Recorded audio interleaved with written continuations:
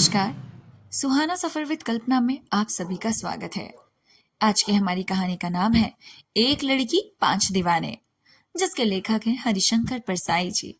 कहानी को शुरू करने से पहले मैं आप सभी से रिक्वेस्ट करना चाहती हूँ कि प्लीज कहानी अगर आपको पसंद आए तो हमारे चैनल को लाइक, शेयर और सब्सक्राइब करना ना भूलिएगा। चलिए कहानी शुरू करते हैं। तो हरिशंकर परसाई जी कहते हैं, गोरकी की कहानी है 26 आदमी और एक लड़की। इस लड़की की कहानी लिखते समय मुझे वह कहानी याद आ गई। रोटी के एक पिंजड़ानुमा कारखाने में 26 मजदूर सुअर से भी बदतर हालात में रहते और काम करते हैं। मालिक की जवान लड़की जब निकलती है, वे सब सीखचों से उसे देखते हैं। जीवन के रेगिस्तान में थोड़ी हरियाली आती है। वे उसे देवी जैसे पूछते हैं, अलग अलग और इकट्ठे उससे प्रेम करते हैं। एक दिन जब वे अपने उच्च वर्गीय प्रेमी के साथ बाहर निकलती है, वे आदत उसे झांकते हैं। लड़की कहती है, सुअर कहीं के, और प्रेमी के साथ चली जाती है। पर जिस लड़की की कहानी मैं लिख रहा हूं, वह बड़े आदमी की लड़की नहीं, गरीब मध्यम वर्गीय परिवार की बड़ी लड़की है। पिता सरकारी नौकर हैं, पत्नी बच्चे पैदा करने में गांधारी की स्पर्धा करती है। गांधारी ने अंधे पति से 100 बेटे पैदा कर दिए। इस औरत ने जवानी में ही आंखों वाले पति से 4 पैदा कर लिए हैं। 5वें का शिलान्यास हो गया। मरियल है, पूरा खाने को नहीं मिलता। शरीर में खून नहीं, हड्डी ही हड्डी है। बड़ी लड़की विशेष दुर्बल नहीं है, वही खाना बनाती है। माँ तो लगातार प्रसूति ही रहती है। लगता है लड़की खाना बनाते बनाते एक आध रोटी ज्यादा निगल लेती होगी। रोटी बड़े बड़े क्रांतिकारियों को कमजोर बनाती है। चे गुवारे ने डायरी में लिखा है कि एक बहादुर गोरिल्ला साथ ही एक दिन चोरी से डबल रोटी के 2 टुकड़े खा गया। दूसरे दिन उसे दंड में नाश्ता नहीं दिया गया। लड़की छुरहरी है, सुंदरी है और गरीब की लड़की है। मोहल्ला ऐसा है कि लोग 12-13 साल की बच्ची को घूर घूर कर जवान बना देते हैं। वह समझने लगती है कि कहाँ घूरा जा रहा है। वह इन अंगों पर ध्यान देने लगती है। ब्लाउज को ऊंचा करने लगती है, नीचे कपड़े रख लेती है, कटाक्ष का अभ्यास करने लगती है। पल्लू कब खसकाना है और कैसे खसकाना है, यह अभ्यास करने लगती है। घूरने से शरीर बढ़ता है, आंखें बड़ी ताकतवर होती है। रहीम ने कहा है, रहीमन मन महाराज के दृक्सो नहीं दीवान, जाही देख रीझे नयन, मन ते ही हाथ बिकान। मन के दीवान जी जो होते हैं, नयन है। नयनों के उपयोग के ज्ञानी उनका असर जानते हैं। अगर आंखों का असर भीतर पड़ रहा है तो स्त्री लॉकेट हाथ में लेकर उसे हिलाने लगती है। लॉकेट ना हो तो साड़ी के पल्ले को उंगली पर लपेट लगती है। थोड़ी कठिनाई उनके साथ होती है। जो स्वेटर बुन रही है, पर ध्यान से देखो तो वह भी 2-4 खाने गलत बुन देती है और उन्हें उकेल कर फिर बुनने लगती है। बाकी चालुत साफ ही कह देती है, आज तो आपसे ही आइसक्रीम खाएंगे, चलिए। लड़की को बाकी घूरने वाले अब हताश होकर कहीं और घूम रहे हैं। अब कुल 5 दीवाने बचे हैं जो सामने बैठते या चक्कर लगाते हैं। चक्कर लगाता प्रेमी बैठे प्रेमी से सवाया पड़ता है, क्योंकि वह मेहनत करता है। फिर परंपरा से कूचे की खाक छानता है। लड़की 18 साल की हो रही है, उभार पर है। छज्जे पर आकर देखने लगती है तो उपस्थित दीवाना समझता है कि मेरे लिए खड़ी है और मुझी को देख रही है। 5वें दीवाने एक साथ सिर्फ शाम को होते हैं, क्योंकि वे दिन में तो काम पर जाते हैं। दिन में जो हाजिर होता है वह छज्जा देखता रहता है, आंखें मिलाता है, हाव भाव करता है। सामने एक अधेड़ जनरल मर्चेंट की दुकान है, नीचे क्रॉकरी की। क्रॉकरी वाला जवान है, मगर उसकी मुसीबत यह है कि छज्जा सर के ऊपर पड़ता है। जनरल मर्चेंट के बगल में किताबों की दुकान है, जिसका मालिक 40 साल का खूबसूरत आदमी है। ठीक सामने के 2 कमरों के मकान में एक जवान आदमी रहता है, जो बीमा कंपनी में काम करता है और 5-6 से ऊपर की कमा लेता है। यह 3-4 घंटे ही बाहर रहता है, बाकी समय घर में काटता है। कवारा है।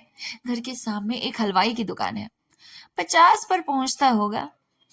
और वो भी इनका दीवाना है। तो चलिए बात करते हैं पहले दीवाना नंबर 1 की। इसे कुल 3-4 घंटे का काम है। माल यहाँ से वहां सप्लाई करके वरी हो जाता है और जनरल मर्चेंट की दुकान पर आकर बैठ जाता है। आर्थिक कठिनाई में रहता है। इसने दाढ़ी बढ़ा ली है। दाढ़ी अलग अलग तरह की होती है। प्रेमी की दाढ़ी अलग, मुल्ला की अलग, मुफलिस की अलग। इसने प्रेमी की दाढ़ी बढ़ा ली है। ट्रिम करवाता है। दाढ़ी दीन भी होती है और रौबदार भी। यह दाढ़ी वाले के व्यक्तित्व और आंखों के भाव से मालूम हो जाता है। कुछ दाढ़ियां क्षमा याचना करती मालूम होती है।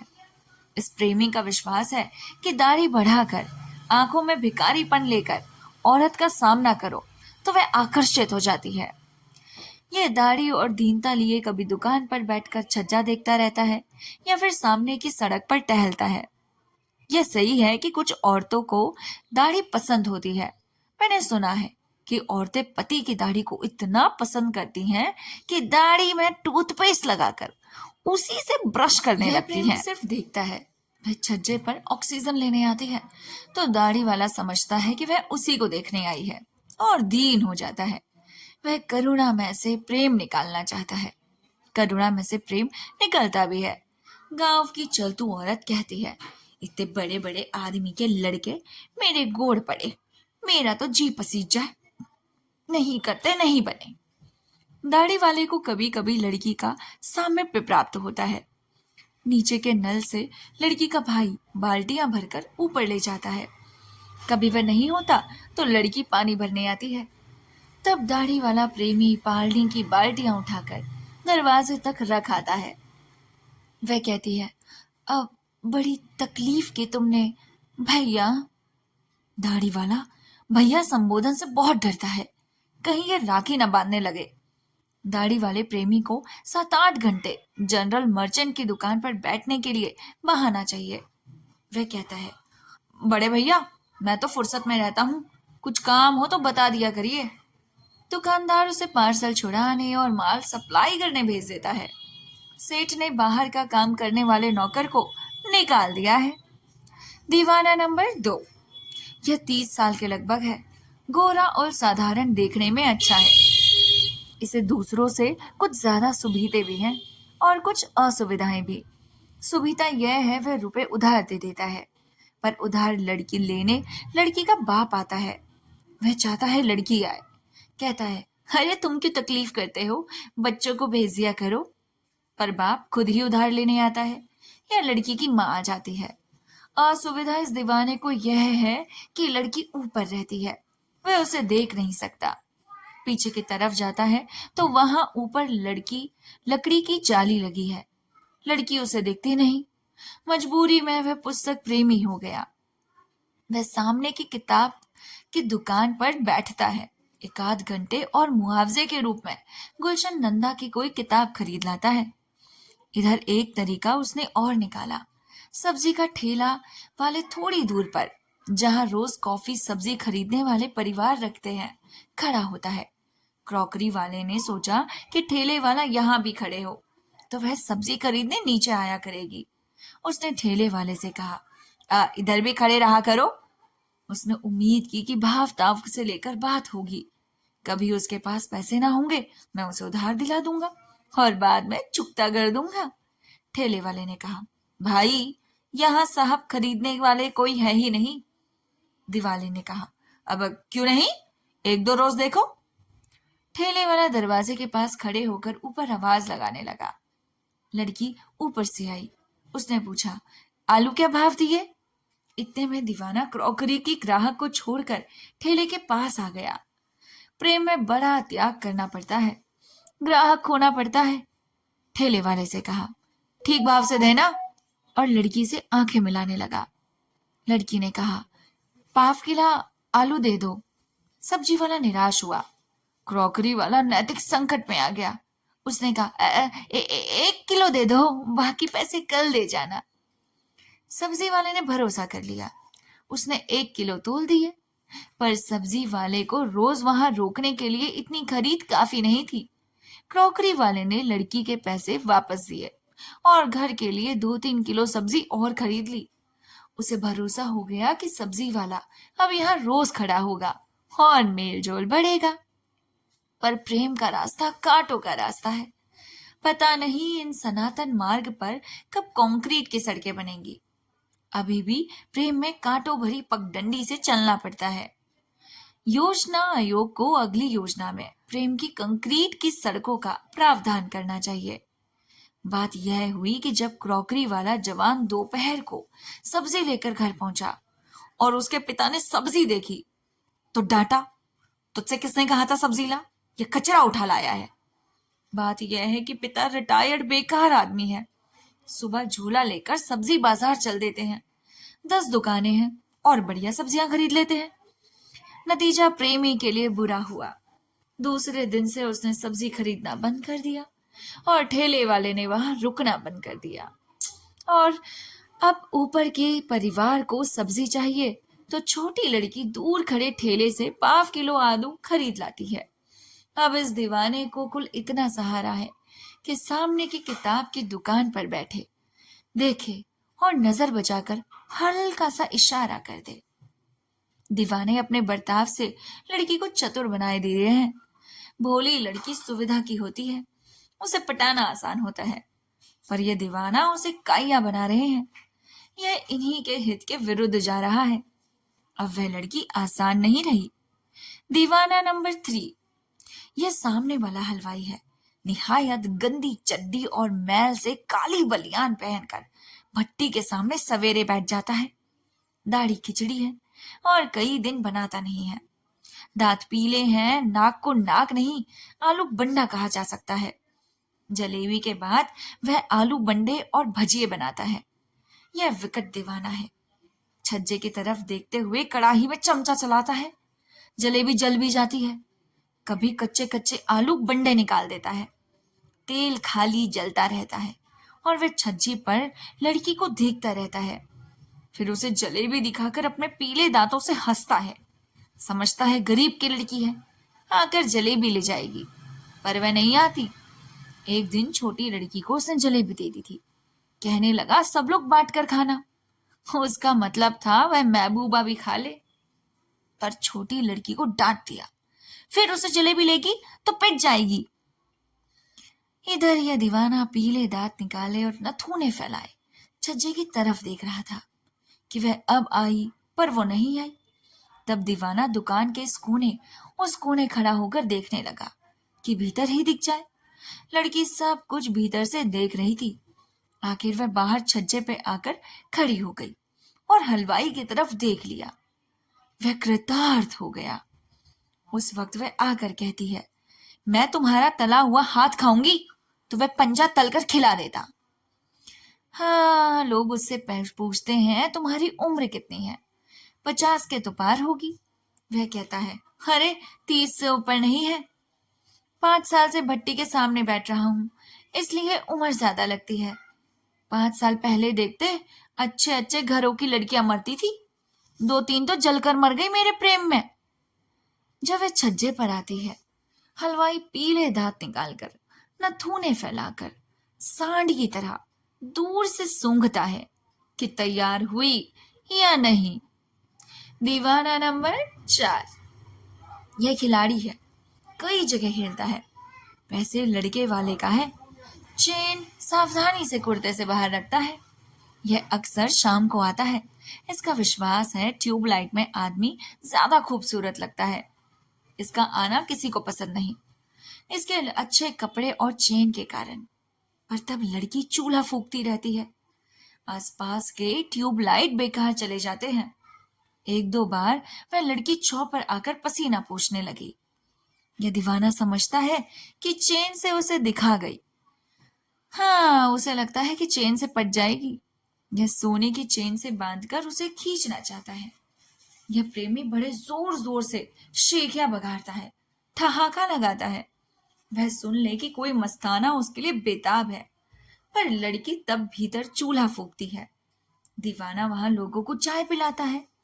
वह देख ले मैं इतना उदार हूं, पर वह चूल्हा फूकती है। जोर से कहता है, अरे हजारों रुपए फूंक दिए हैं। यहाँ तो पैसे को मिट्टी समझते हैं। जरूरतमंद हो और मांगे तो 2,000 2,000 दे देते हैं और भूल भी जाते हैं।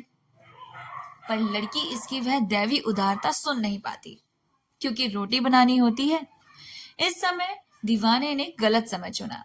इसे शाम के पहले सवेरे या दोपहर को आना चाहिए, पर इसकी भी मजबूरी है। इसके चेहरे पर चेचक के हल्के दाग हैं, इसलिए इसे ट्यूबलाइट में आना पड़ता है। वह भी किताब की दुकान पर थोड़ी देर बैठता है। वहां से रसोई बनाने का कोना दिख जाता है। फिर ये याद लिए हुए घर चला जाता है। अब नंबर आता है दीवाना नंबर 5 का। इसे सबके बाद इसलिए ले रहा हूं क्योंकि यह 100% दीवाना है। गंभीर, एकदम गंभीर और समर्पित दीवाना, गोरा आदमी है। अकेले जिंदगी काट रहा है। हर स्त्री पर मोहित हो जाता है, पर जब से उस लड़की पर इसकी नजर पड़ी है, यह बिल्कुल उसी का हो गया है। रात दिन उसी की यादों में लिप्त रहता है। काम में मन नहीं लगता। लोगों से बात करता है तो या तो उसी की बात करता है या गुमसुम उसके बारे में सोचता रहता है। ठीक सामने रहने के कारण भीतर से भी उसे बैठकर या लेटे हुए देख कर रहता है। यूं यहाँ वहां जमाता रहता है। हर 6 महीने में मकान बदलता रहता है। एक दोपहर को घबराया मेरे पास आया। कहने लगा, मोहल्ले में पिटने की नौबत आ गई है। मैंने पूछा तो उसने बताया, मकान मालकिन गरीब है। उसने एक कमरा मुझे किराए पर दे रखा था। वह खुद एक से फंसी है। लड़की को मैंने पटा लिया। एक लड़का भी है जो मैट्रिक की परीक्षा में बैठने वाला है। आज दोपहर को लड़की आ गई। माँ ऊपर से सो रही थी।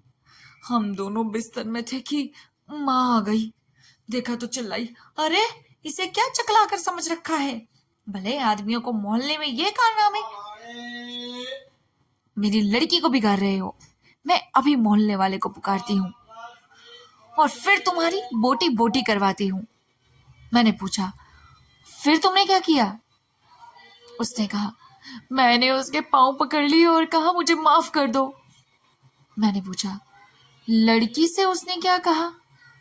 कहने लगा, अब कुछ खास नहीं, एक हल्का सा चाटा मारा और कहा, चल हरामजादी ऊपर, लफंगों के चक्कर में फंसती है। मैंने फौरन साइकिल उठाई और आपके पास भागा आ रहा हूं। क्या करूं, मेरा सामान वहीं पड़ा है। एक पेटी में काफी रुपया भी है। मैं लौटने में डरता हूं। क्या सचमुच वो मुझे पिटवा देंगे? मैंने कहा, हाँ पिटवा तो देंगे। उसने कहा, अब पर मोहल्ले वाले को क्या मतलब? वो जानते हैं वह औरत है और एक से फंसी है। क्या वे लोग मेरी बात नहीं मानेंगे? मैंने कहा, बिल्कुल नहीं मानेंगे। उसी की बात मानेंगे, हंगामा करेंगे, तुम्हें पीटेंगे।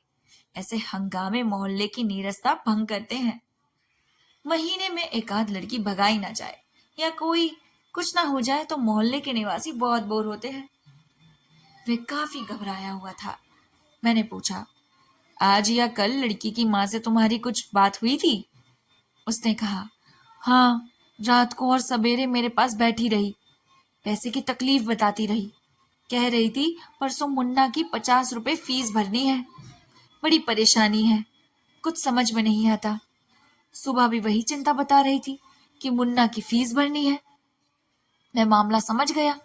मैंने कहा, फौरन घर जाओ, पेटी से 50 रुपए निकालो, ऊपर उसके पास जाकर उसे रुपए दे दो और कहो, लो मुन्ना की फीस भर दो।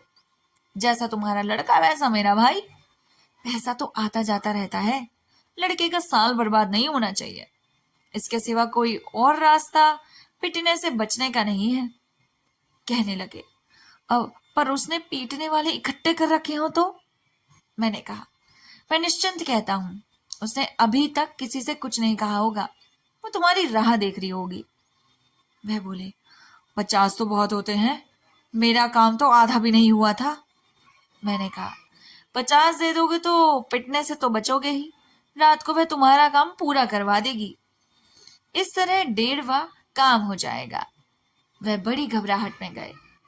दूसरे दिन मिले तो मैंने पूछा, पिटे तो नहीं? उसने कहा, अरे नहीं। मैंने पूछा, उसने रुपए ले लिए? वह बोले, हाँ कहने लगी, अरे भैया तुम तो घर के ही हो, मुसीबत में तुम का नहीं आओगे तो और कौन आएगा। मैंने पूछा, और रात को काम पूरा करवा दिया ना। उसने कहा, हाँ करवा दिया, आपने ठीक कहा था कि 1.5वां हो जाएगा। मैंने कहा, अब उस मकान को फौरन छोड़ो, और बहुत ही तकलीफ उस मामले में हो। सुबीते का मामला ना जमे तो गांधी जी की शिक्षा के अनुसार चलो। उसने पूछा, गांधी जी ने इन सब के बारे में क्या सिखाया है सिवाय ब्रह्मचर्य के। मैंने कहा, नहीं, उन्होंने अछुद्धोधर भी सिखाया है, 1-2 रुपए में अछुद्धोधर कर लिया करो। वह गांधी भक्त हो गया, अछुद्धोधर पर अधिक ध्यान लेने लगा। ब्राह्मण 500-600 रुपए कमाने वाला, अच्छा, देखने में अच्छा, फिर भी शादी ना हो, यह एक सवाल बहुत लोगों के मन में उठता है। परदेसी है यहाँ। एक समस्या तो यही है कि लड़की वालों के सामने कौन सिद्ध करे कि यह ब्राह्मण ही है, उसकी वंशावली कौन बताए। परिवार के कोई बुजुर्ग दिलचस्पी लेते दिखते नहीं। ऐसा नहीं है कि लड़की वाले आते नहीं, वह खुद भी तलाश करके लड़की वालों के यहाँ जाता है। पर सुना है एक विशेषता है उसमें, वह लड़की की अपेक्षा उसकी माँ पर ज्यादा ध्यान देने लगता है। इससे एक तो लड़की बिचकती है, दूसरी माँ उसे यूं ही समझने लगती है। कुछ लोगों ने समझाया कि माँ को जरूरत से ज्यादा खुश करो, पर उसे माँ समझ कर खुश करो। वह जवाब देता है, मैं क्या करूं, जिस परिवार में जाता हूं वहां माँ और लड़की दोनों मेरे ऊपर मरने लगती हैं। यह समस्या बड़ी टेढ़ी है। माँ पर ध्यान देता है तो लड़की बिचकती है और माँ लफंगा समझने लगती है। जहां माँ अनुकूल होने लगे वहां लड़की काटती है, वहां लड़की को काटती है। तेरे यहाँ क्या काम, जाकर पढ़ती क्यों नहीं। माँ और बेटी दोनों एक साथ डोरे डाले खतरनाक होता है। कुछ पुरुष सोचते हैं कि लड़की नहीं तो माँ ही हाथ लग जाए, लड़की से तो शादी भी करनी पड़ सकती है। पर इधर यह प्रेमी लोगों से कहता जरूर है कि माँ मेरे पीछे पड़ी है। उस आदमी की बड़ी आफत है जिसे दुनिया की हर स्त्री अच्छी लगती है, और यह समझता है कि दुनिया की हर स्त्री मुझ पर जान देती है। ऐसे में एक भी स्त्री हाथ नहीं पड़ती। यह प्रेमी नंबर 5 लड़की के पीछे दीवाना है, उसे शादी करना चाहता है, बिल्कुल डूबा है। लड़की भी अनुकूल लगती है, वह इसी की तरफ ज्यादा ध्यान देती है। दीवाने ने खुद एक सीधी लड़की को जो सहज ही फंसती काइयां बना दिया और अपना ही नुकसान कर लिया। प्रेमी रोज 1-2 प्रेम कविताएं लिखता है, प्रेमानुभूति प्रसार मांगती है। वह लोगों को सुनाता भी है, कविताएं अच्छी होती हैं, सीधी भी होती हैं। मेरे पास आओ तो बैठो तो मैं तुम्हारा हाथ सहलाऊं और चूम लूं वगैरह। देखा देखी तो बहुत हो चुकी, निकटता कैसे हो। प्रेमी बड़ा आविष्कारक होता है। लड़की का बाप शराब प्रेमी है। इतवार की एक शाम उसने उसे बुलाया, मिसिर जी आइए ना, यहाँ बैठिए। मिसर जी आकर बैठ गए। प्रेमी ने ठर्रे पर अद्दा खोल दिया और चालू हो गया। मिसर जी जब आधी से ज्यादा पी गए तो प्रेमी ने कहा, आपको लड़की की शादी भी तो करनी है। मिसर जी ने झेपते हुए कहा, मुझे क्या चिंता, तुम जैसा दामाद के किस वाले को मिलेगा, तुम तो मेरे दामाद ही हो। दुनिया कुछ भी कहे, सबकी माँ की। उसने प्रेमी को गले लगा लिया। प्रेमी को रात भर नींद नहीं आई। सुबह मिसर जी घर से निकले तो प्रेमी ने पुकारा, मिसर जी जरा सुनिए तो। मिसर जी ने चलते चलते कहा, ड्यूटी का टाइम हो रहा है, फिर मिलूंगा। उनका नशा उतर गया था। एक नैतिकवादी या सीधा खूबसूरत पुस्तक विक्रेता है, 3 बच्चे हैं, अच्छी पत्नी है, इसके लिए दुनिया में दूसरी और कोई औरत नहीं। मैं कभी कभी उनके पास बैठता हूँ। वे पीड़ित हैं, कहते हैं ये क्या चला है मोहल्ले में, बड़ी खराब बात है, तमाम हल्ला फैला हुआ है, ये बंद होना चाहिए। फिर कहने लगे, हमारी भी बदनामी हो रही है। वे 3 दीवाने हमारी दुकान पर आकर उससे आंखें लड़ाते हैं और इशारे करते हैं, इससे हमारे धंधे पर असर पड़ेगा। मैंने उनमें से 2 को तो साफ कह दिया कि यहाँ ना बैठे करो।